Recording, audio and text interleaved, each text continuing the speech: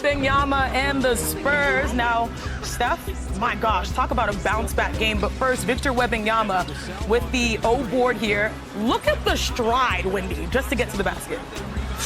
Stride, that's a journey for most people. That's a great leap. Wembanyama had 31 points, 15 rebounds, 10 assists in the game.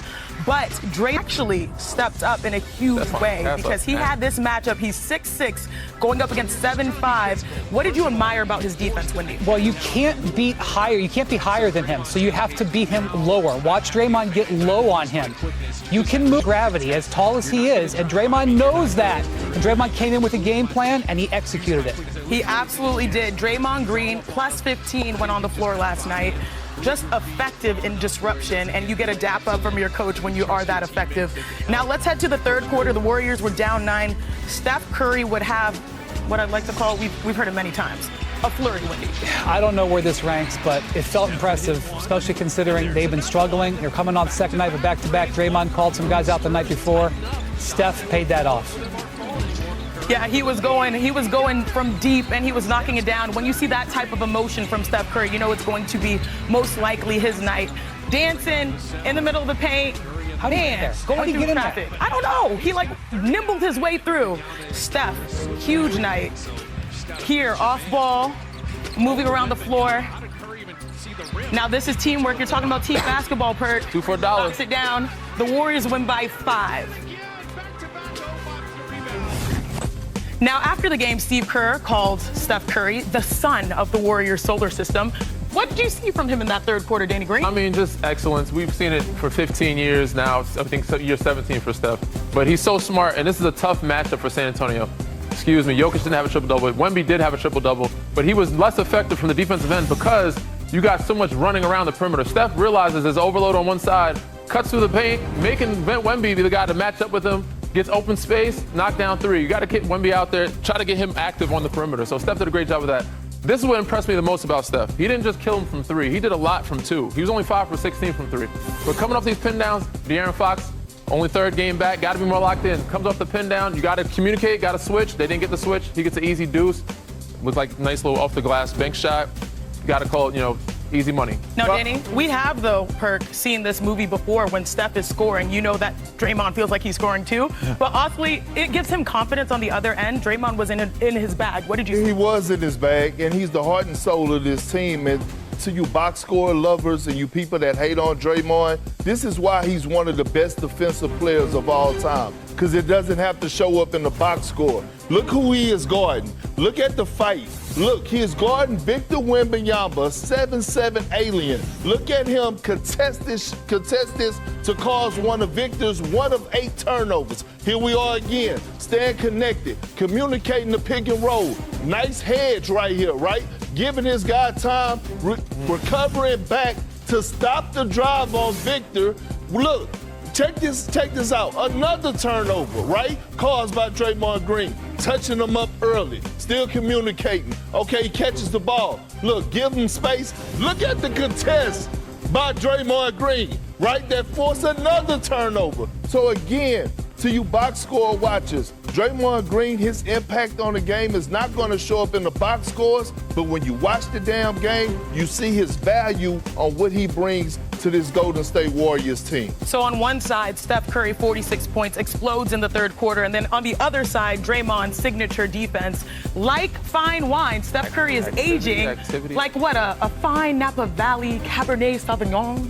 I hope I got that right. Steph got his 43rd 40-point game since turning 30 years old. The only player who has more after the big 3-0 is Michael Jordan. Now, it's crazy that the Warriors' performance made the Spurs double, triple doubles between Wemby and Castle be the sub-headline. But, Brian, how would you grade San Antonio's performance, albeit in a loss? Okay, so San Antonio obviously has a lot going for them. They are, taking huge strides forward. They came into this game 8-2. They're way up there in the standings, but they still have some issues with their roster they got to work on. Primarily, they don't shoot the three-pointer that great. And so in this game, and I know you're not going to outshoot Steph, but they get outshot by 7 threes in this game. They're in the bottom 10 in three-pointers made, and that's why Wemby has been kind of shooting a little bit more threes. And then, if he's having a night where they're keying on him and he's got 8 turnovers, they got to take the ball in his hands a little bit. They, if it's not working for him, they got to take some of the pressure off of his plate. I will say that they do look good. I agree with Wendy. It's an anomaly to see Jimmy Butler to hit 5 threes. He hit 5 threes last night. Moses Moody, they got it. Al Horford, time and time again, they hit. And obviously Steph, tore him apart in that third quarter.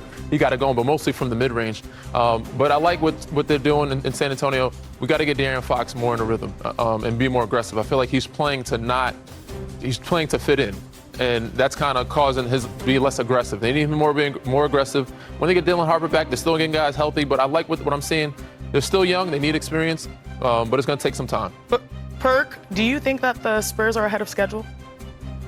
Look, I think the Spurs are going to make the playoffs, okay? I think you got to grow, right? We didn't see all the guys take that step forward, the elite players, where they get theirs and go through the growing pains of making guys around them better. That's what we're seeing out of Victor, right? Seeing how to play alongside, seeing how to put guys to be in position to play alongside him. That's why we saw the 8 turnovers. De'Aaron Fox was brought in to be that closer. I'm going to give them some grace. You know why? Because De'Aaron Fox is only back. He hasn't been back for, 3 or 4 games. So I'm going to give him a grace, but I'm pretty sure they're going to figure it out. And it's going to be exciting to see that 2-man game once they get that chemistry down between Wemby and D. Fox. So that was the best of the matchup on the floor. How about off the floor? In case you missed it, prior to Steph's 46-point performance, Steph Curry made one special fans night, signing his Curry prosthetic and taking a picture or two. That's dope. That is so cute. That is impact, and that is a super fan right there. Now still to come, OKC. Speaking of the West, lemon wings type of situation. Yeah, habanero style. Now look, I grew up a Rockets fan. Clutch City, Elijah Warren. I watched them my entire childhood life, okay? And he makes Elijah Warren great games look like regular games, the numbers that he's putting up.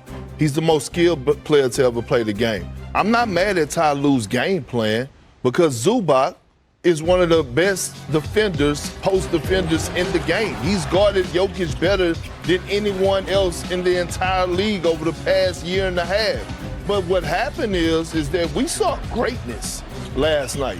We saw greatness. We saw a guy come into an arena fresh off of back-to-back, going against one of the most elite defenders in the league at the post position and give him that work.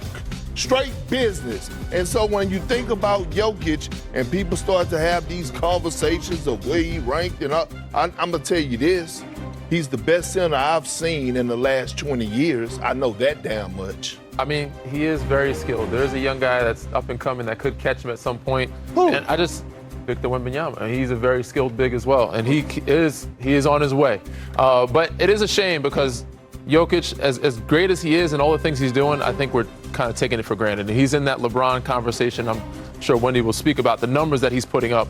And he's just been doing it for half a decade now of being in an MVP conversation. And not only doing it from inside, but doing it from 3. Last year, he was 40 plus from 3.